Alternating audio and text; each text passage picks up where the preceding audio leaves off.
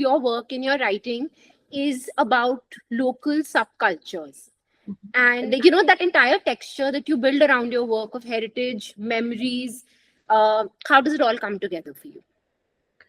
So see, these are lovely terms, okay? And how do you say, when you write them from a distance, like a book review or like an essay, then there are these terms. But actually, when I approach uh, subjects like which have family members in them, or it has got conflict in them, I just think I'm being just this polished gossiper, right? Who watches family members, who watches children and how they're dealing with their parents, who's watching what is the marital relationship all about, and what are the different kinds of marriages and relationships that are doing the round, what society, how is it shaping you as an individual or as a family, and across generations. I'm very interested in what happens between younger generation, the middle generation, the older generations, not only in the passage of generational trauma per se, but everything, generational responses. Like if your mother responded to something in a particular way, are you going to subconsciously respond in the same way? Or are you going to be the opposite of your mother because you thought that was wrong? Or do we try to be opposite of our parents, or do we try to follow, we end up being the same people, the same father or the same mother? So I always worried whether I'm going to be my father and my mother in some time. And when I look at my younger generation, my daughter, I think, will I also inculcate and become my daughter? Because you also become that. So I look at, of course, the private spaces, that is me. And I realize that a lot of the understanding of human nature comes from how you understand yourself and how brutally honest you are about yourself, about everything, about your desires, about your secrets, about your rage, about your whether you feel like taking revenge. How do you channelize the negative energies? Do you channelize them? What are the evil things you might do? What is the extent of evil? And when you understand yourself, I think then you start understanding other people, whether it's characters or it's real people. And then you put it in a stencil or a template of a family, you understand the family. You put it in a society, you understand that. You put it in world, and you even go beyond world, you understand it in that. So uh, I think somewhere the gossiper in me is very much alive. I'm not the gossiper who would be sitting on a nukkad, or on the gate and saying, you know where she's going? I think she has an affair with this person. But I'm definitely the person who's watching anyone and everyone, not a she, but a she and a he and and an it and a tree, and trying to understand what is their journeys. Like even a journey of a tree matters to me, or a bird matters to me. If I can think about where they come from and where they go, do they have a pattern? Because they don't necessarily speak in human language, but sometimes I wonder, are the leaves listening to us, for example? Because there's a sentience about nature, and who knows how many trees are watching you with their eyes as leaves, and maybe they know your whole biography, and maybe they are your biographers. We don't really know. There's so much of magic around us. But yes, I'm watching from the very small finite concreteness to the very far abstract. But I think it's the gaze of a curious person, a flaneur, a social commentator, but even a gossiper, or even someone who wants to laugh. I think I want to laugh a lot. And I realized only much later that the need to laugh comes from this very it comes from being Indian, I think, because I noticed the comments under a lot of social media posts, which are hilarious. And I'm like, how can one comment be so different from the other? Where is this comedy coming from? We live in a very chaotic country, but we are very comic. We have that we have verve inside us. Maybe that's the way we cope with things, but we do have that. And I also realized that the hasya rasa, the comedy, comes after every other rasa that you feel. You may feel angry in the beginning of for anything, whether it's feminism or it's injustices, and then there is another emotion and another emotion, and by the time you get to comedy, that's when I think you've truly understood a situation. what about the fact that, when you are writing, there are certain traps that most people don't recognize, and it's especially when it's family life, it's portrayed with a lot of sentimentality. Do you make a conscious choice of not making it sentimental, and hence a big part of your writing is to keep the noise, the tensions alive? So how do you do that? Does it So come I in? think, yeah, I think that would come. That's a very interesting and incisive question. I think that would come from distance. If you're very close to anything, whether it's a family relationship that you're looking at or curating and trying to narrate, if you're very close to something, it's like being as close to something as, let's say, a heartbreak. You were in a relationship, you had a heartbreak. If you were told to narrate that, you're going to narrate it with a lot of emotion bleeding out of you, a lot of hurt bleeding out of you. But what if 2 years later there was a distance and you were asked to narrate it? You would have perspective of not only that person but yourself. You might say then and admit that, you know what, I think I could have been wrong here, and that person could have been right there, because you have perspective, a panoramic view. So I feel distance is very important in how you narrate family stories also. If you're very close to the family, it becomes only then, mushy gushy, sentimental, and very you want to be very favoring towards that, and you don't want to say anything unpopular. But when you're very far and distant, everything is material, it's grist for the mill, and you're going to have super fun because you're telling a story, and there is that distance. So I feel a bit of detachment, a bit of distance allows you to then curate things at a broader scope. It also enhances the scale of the canvas of the storytelling then. So, do you think it's also understanding the fine line between being honest with your work and being sure that you're not exaggerating a bit too much? Do you think that's also something which a lot of writing and works, uh, you know, lack the balance? Like, is that something you feel? See, I can only talk about, when I'm looking at my writing, I definitely go for the genres. Like if I was talking about the DeCosta family, which is one of my latest novels, I have used a lot of exaggeration and humor. Okay, because it allowed itself. All the characters there are pagal. They are delulus. Okay, so they are not straight thinkers at all. So only one person is a voice of conscience, that is Maggie, who is in semi coma, so she's really not there. Imagine a voice of conscience in coma, and there, or semi coma, and there is another one who is a mad fellow called Inspector Gaitonde, who is trying to crack this crazy family of ki kya chal raha hai. And he's because he's so funny as a caricatured person, you're not going to take him seriously till he comes out with some secrets out of that place, which is serious. Other than that, you're not going to take him seriously. So there's a lot of exaggeration because I'm writing under this genre of humor or black comedy. But when I write under other genres, definitely there will be that genre that will be followed. So if it is a thriller, or if it's drama, like when I was writing character narratives of the fabric goddesses, it's about three women around the fashion industry, and they all have inner lives, they all have challenges, struggles, they will have successes, but it's told more seriously. It's because it's more deeper, it's more there's less fun and humor there. So the genres definitely dictate how I write what I write. What's the conscious choice here to specifically critique the hypocrisy, or is it something which you feel just naturally emerges when you look at domestic spaces or life in general?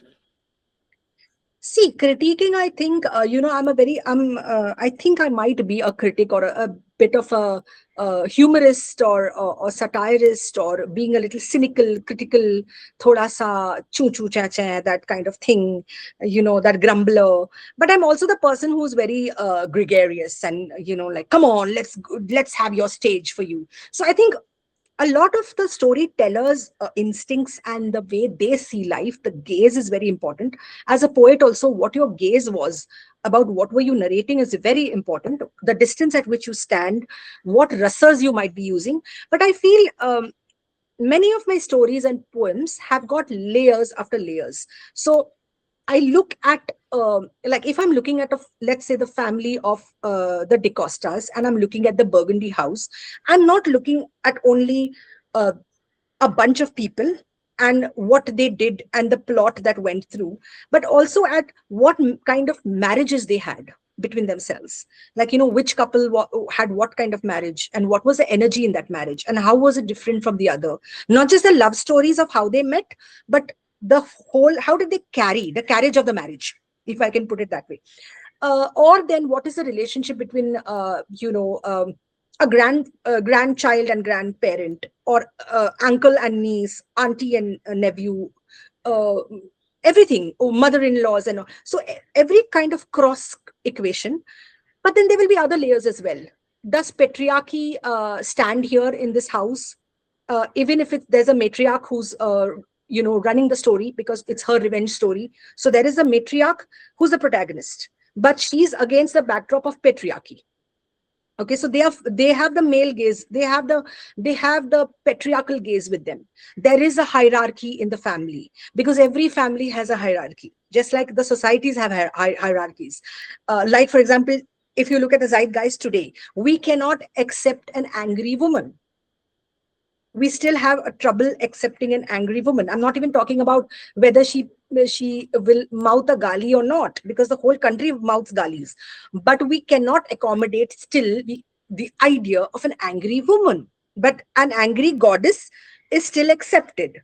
So we are still to cross that. So these little things at different layers and intersectionalities will start to intrigue me. And I think a lot of it also happens as to how you explore the story as a storyteller. See, you can write a lot of outlines as a storyteller, okay? But finally, when you weave a story together, the story will surprise you by what you know about life and how it comes out. So a lot of it cannot be planned.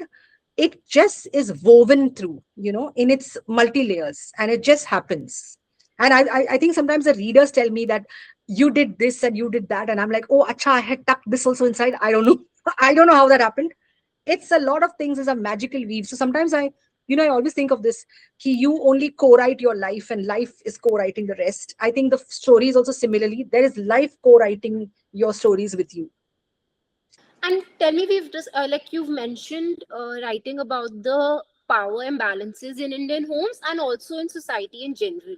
But Hmm. how do you make it like into your story when you're weaving this through your work?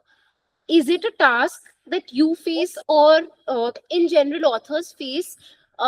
In balancing relatability with it being preachy and ideological, is that also a choice one needs to deal with in the writing process? Yeah, see, I think that will largely depend on how are you as a person, because the way that you are as a person, that's the same person who will be the parent. That's the same person who will be the partner. That's the same person who will be the writer. I very rarely come across people who are very different. Of course, there are also people who would probably say something on front stage which is very preachy and all that, and then backstage they are just doing the opposite. There will be those people as well, but I think generally, if you really need to be effective, you need to be very transparent with how you're discovering yourself, how you are learning and gazing society, how you're looking at it with neutrality. I think there's a very important thing about not being judgmental, because if you're judgmental, then you cannot create good antagonists. Because if you already pass a judgment that the antagonist is criminal, is bad, you're not allowing that grayness of humanity to come through. So you have to be, but you have to learn that you cannot just only when you're writing be neutral about an antagonist and let the reader decide. You need to start that neutrality in your life, and that starts by not judging people. So I have learned to be very less judgmental, because I wanted to not judge my antagonist in my writing. So this is the first thing that my writing taught me, and it's not the other way. Otherwise, it's always that what I lived in life, I took that to my writing. This is the first thing I learned in writing, that I took to my life: ki you cannot judge anybody, even if you do not like them, because if they are antagonistic, they might be, and you accept that, but you can't judge them, because you need to understand their psyche. Otherwise, how will you write a good antagonist? Because good antagonism is very important for good protagonisms. A protagonist can never be powerful and conquer anything if the antagonist is weak.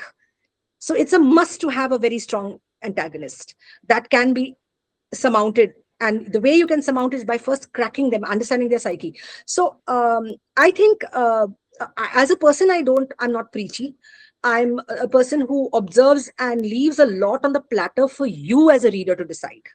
You decide whether this woman was this, that, and the other, this man was this, that, and the other. I'll give you many other narratives through the story that I'm not saying this as an author, but let's say that character thinks this person is nasty. Do you also think as a reader that this person is nasty, or we'll keep a 50-50?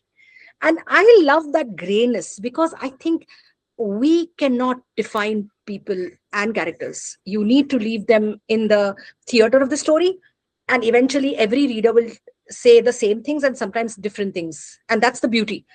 I watch what the readers interpret. And then I'm like, oh, this is a new thing. This is a new thought. How did they come up with this? What were they looking at? Were they looking at their own families?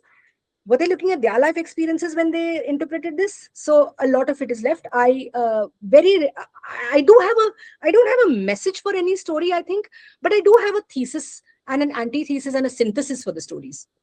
There will definitely be a thesis. There will definitely be a what if, a premise.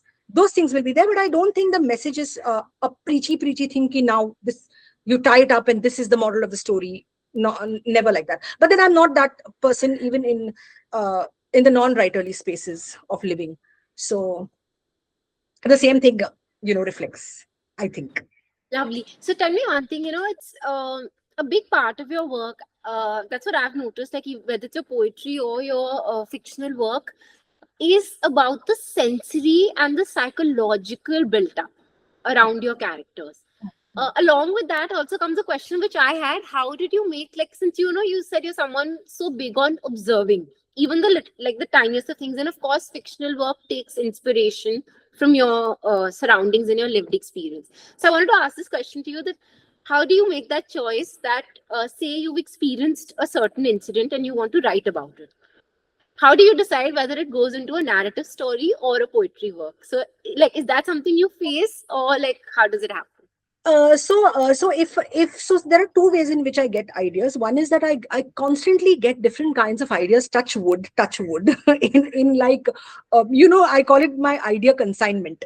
Like a kind of ship has docked, and you collect your consignment, and that's your idea. It comes to you from the ether, from the universe. It's a gift. It comes to you. It wants to be told through you. Okay, and you take it in, and you don't say no to it, even if you feel ki iska market nahi hoga. Who will be the publisher?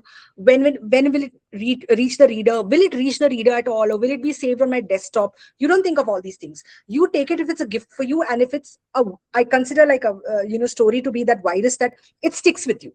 But other than that, no, I forgot your question. Your question was on sensory and psychology, right? And like Yeah. that's what your characters are, right? That they're high on sensory and psychological Yes, tension. yes, But then yes. how do you fit them, whether into a narrative Yeah, or yeah, in a correct, poetic? correct. Yeah. So if they come naturally, those ideas are fine. But as you were asking, if I see an event, okay, and I want to kind of filter this into a story, that takes me the longest time, because the thing is that it first affects me at so many levels and layers of existence that I think by the time it percolates into a tale, it may even take 3 years. For example, let's say the CJP protest and everything that happened around it. It kind of numbed me. I couldn't express a lot in those days when it was happening. Neither poetry, neither story. So I was just looking at myself and thinking, oh, wow, you are processing a lot of things even though you're not in the protest.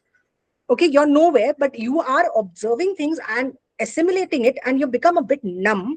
You're taking in everything that's coming in, but there's nothing that you're writing. So where is it gone? And for me, it will sink and percolate into layers and layers, and one fine day there will be a very different story which will be about this but not about this. So it's never quick. At least a story is never quick when it comes from events. If it comes like a gift from the ether, that's a different thing. That would be different stories, not of the same time period. Maybe it may be something completely imaginable, imagination based. Like, for example, I was writing a story on a thriller, which is my next book, which is on a person who's angry and insomniac, and he goes to a misty hill station sleep clinic to get cured. Now, this is not happening somewhere immediately in my this thing, but it's telling me about how this individual is going to fight authority. okay, or he's going to fight father figures who he hates, and he's going to fight authority, individual versus authority, but in a thriller way, in this sensoria of the misty hill. But this is not coming from anywhere around me, okay, it's coming from bits and pieces of ideation that have just alchemized somewhere. So I think I react differently to how, where the idea is coming from. So a big part, like now, since we're like going deep into your craft and Yeah. writing, Mm. when it comes to hyper local and cultural nuances Mm. in your Mm. writing, and that's like very evident. You don't just, it's like if you're speaking of ethnicity, you don't Mm. only just mention the ethnicity of the family, but it's like in the deep domestic spaces. So whether it's the kitchen or it's recipes, or it's Yeah. the way they speak. Now how do you translate that for a global readership? Because that's where your work travels across. It's not just read regionally, but also across and translated also. So Yes. how do you do that without flattening the essence of that specific Mm. ethnicity or the regional like how, like it's like not toning down the colors. So Yes. how Yes. what kind of a task is it? Actually, see, first of all, it's no task because I'm shamelessly and proudly an Indian. Okay, very shamelessly and proudly. So I do understand the dirt and the chaos that is there in our cities. I don't judge it because how much can you judge? You clean your spaces, as we were talking about it. But I also know that we are, like fabulous with our fabrics, our colors, the way we live, the food we eat, the cuisine, the biodiversity in our natures. So we have got so much of abundance and so much of rich culture and stories, from whichever mythology or whichever religion they come from. Lots of richness we have aboriginal or adivasi stories. We have things which we have not yet discovered, like, because they are libraries which have not been written in words. They are like, you go to a forest and it's another library, it's another museum. So we have just too much of unexplored things, and I'm super proud of being an Indian. So even when I became a writer, I carry the same pride in multilingualisms and bilingualisms and all the culture and the cuisine that is there. And for me, it was just a medium to showcase it in its brilliance, uh, without caring much about what will a Western audience think. And what I found is that in my personal experiences of going to international writing residencies, that people actually lapped it up. They celebrated it. I mean, I understand there would be racism somewhere in the world, and there is racism, but at least I didn't find it in when they looked at my literature. They didn't say, why have you used that Hindi word, or like, what is this, like, they were not averse to it. In fact, they were very embracing.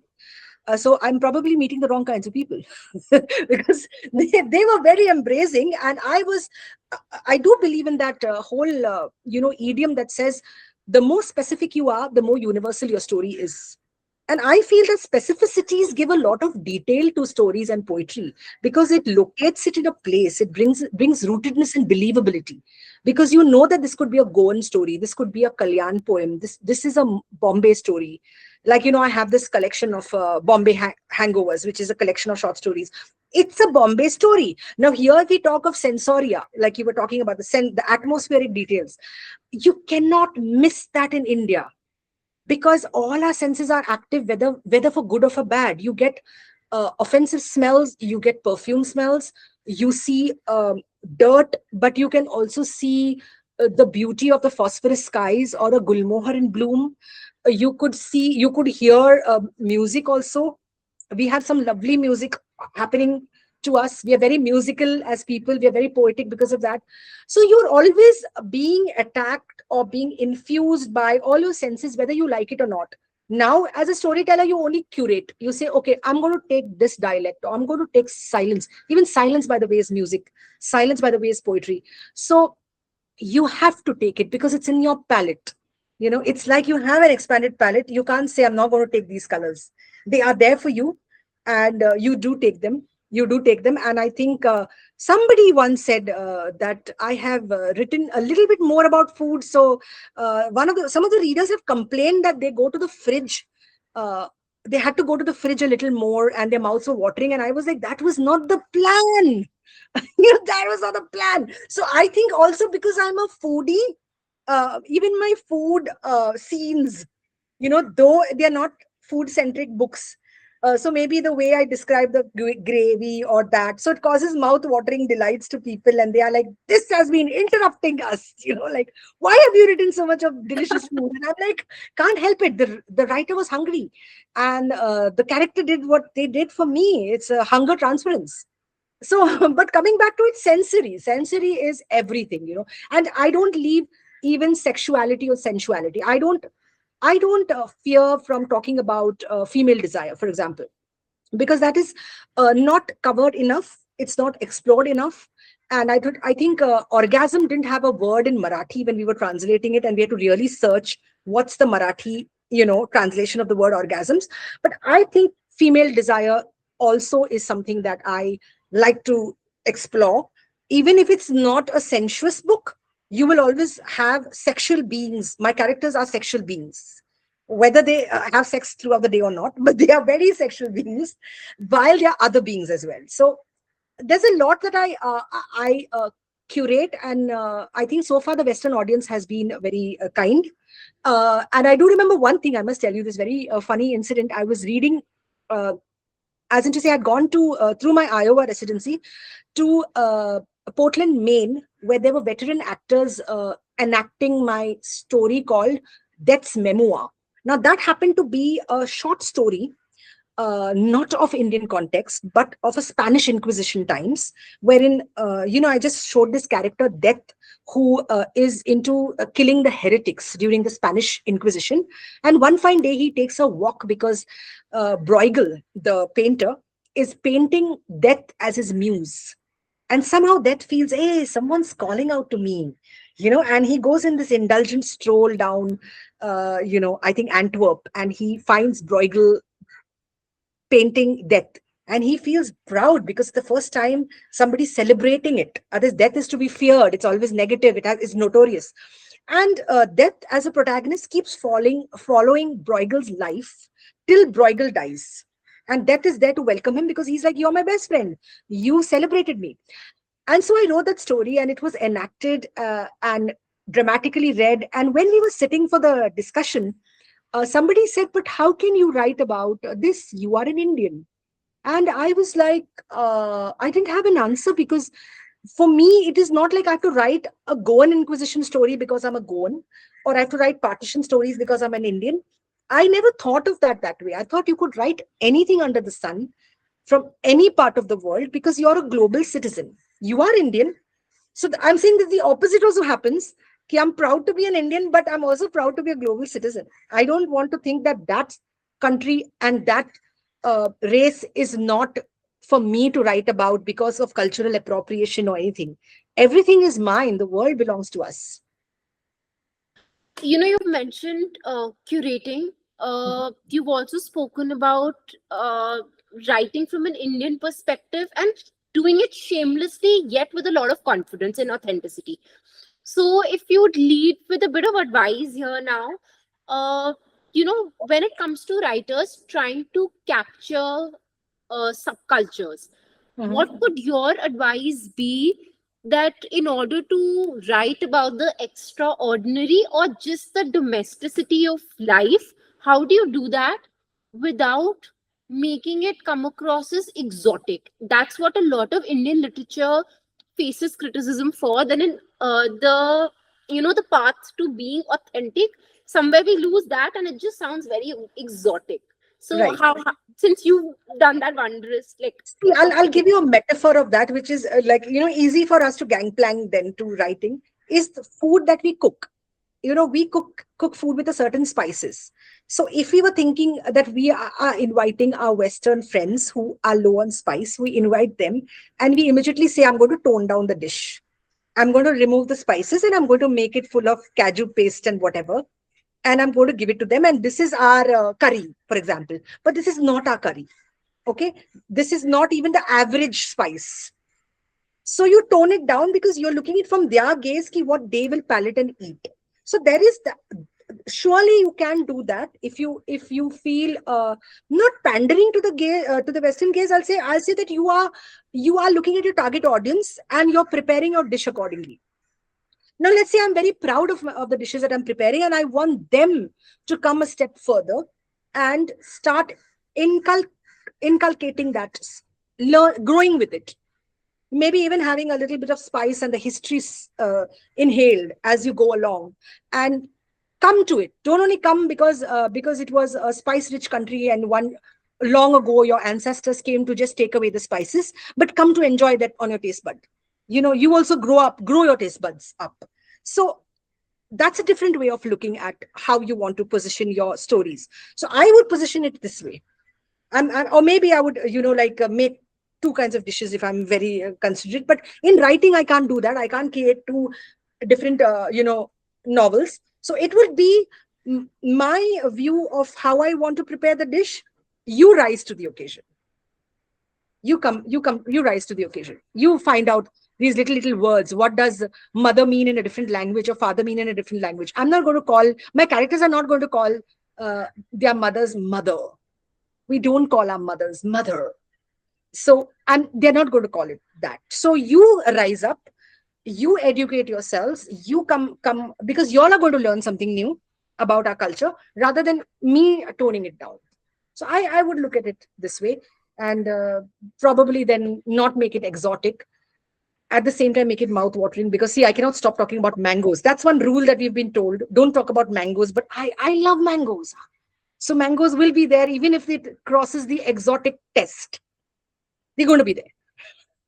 Okay, perfect. So I want to end this with asking you a question. We all write for someone or for a, like, most writers say we write for our own selves. Some say they're very honest enough to say that commercially, I've taken this up commercially. It's a Right. task. My publishers asked me to pen down this piece. Yeah. For you, what's the goal, or what's the driving motivation, or what is it that makes you want to write? So now this is like, you've hit the core. You like the core and the crux of me, because there was a time earlier when I might have written for the market or the publisher or the producer when I'm talking as a screenwriter. But because the successes of I'm not very happy with the systems in general, both the publishing and the production systems, because the production systems can be very slow, because you need to have so much of crores of rupees to like make fructify a film. And the publishing systems are also slow, because they have got large slates and plates, and something is always tight. I think their lists are tight and their plates are full, something like that happens, or their slates are full. I miss it, but it's a set piece. You get rejected with that set piece.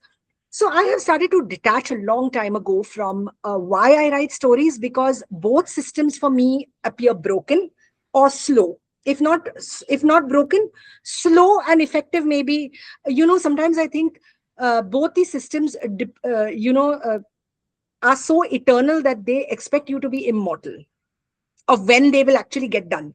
So I had detached a while ago in my journey as a storyteller to write only now for the love of the story, for the love of the character, for the love of the premise and what it is promising you. And it's a ride that it promises you first. First is your escape. Okay. It's your simulation. It's your escape pod to transcendence. Okay. Like I could be here, but I'm also in Kunur. I could be here, but I'm in Meghalaya. So it allows you that trip. You don't have to take LSD. You don't have to take marijuana. You don't have to take ganja. You just take a story. Okay. Just not a story. You're out. So you're creating that.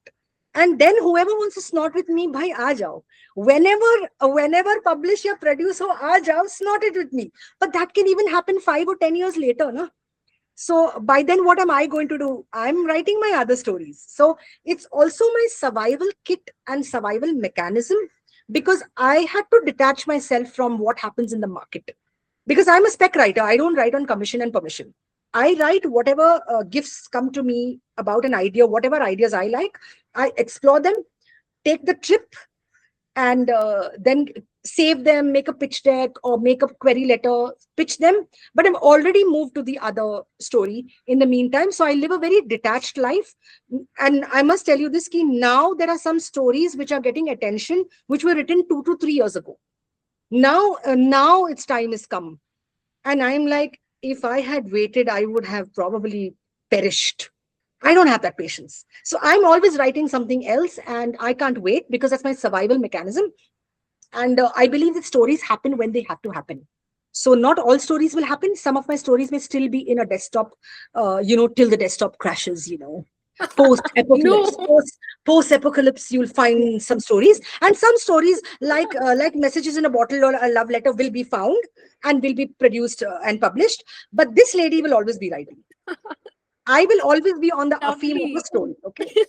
So Love it's it. very personal. It's very personal.